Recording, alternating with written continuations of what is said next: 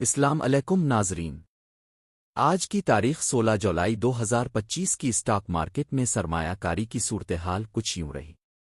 ہم بات کریں گے فورن اور لوکل انویسٹرز کی خرید و فروخت کی۔ سب سے پہلے بات کرتے ہیں یعنی فورن پورٹ فولیو انویسٹمنٹ کی۔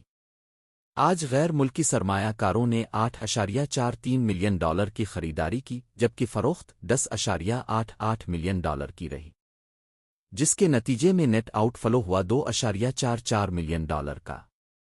دوسری جانب لپ یعنی لوکل انویسٹرز نے $130.13 ملین کی خریداری کی، جبکہ $127.69 ملین کی فروخت کی۔ یہاں نیٹ انفلو رہا $2.44 ملین کا۔ Investors break down. اب ذرا مختلف سرمایہ کاروں کی کیٹیگریز پر نظر ڈالتے ہیں۔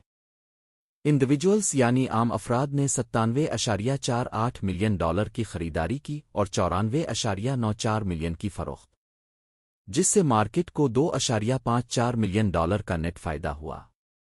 میوچول فنڈز نے $1.74 ملین کا مثبت نیٹ انفلو دیا، جبکہ بروکر پروپرائٹری ٹریڈنگ نے $15.53 ملین کی خریداری کی اور $15.02 کی فروخت۔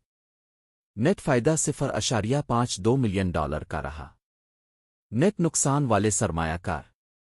کچھ کیٹیگریز میں نیٹ نقصان بھی دیکھا گیا، جیسے فورن کارپوریٹس نے $1.23 ملین کا نیٹ آؤٹ فلو دیا۔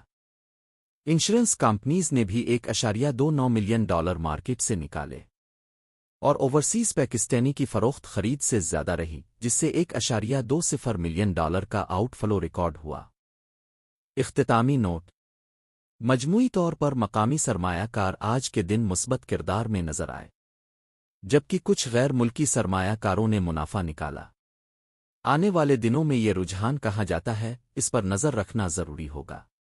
مزید معلومات اور اپڈیٹس کے لیے ہمارے چینل کو سبسکرائب کریں۔ اللہ حافظ۔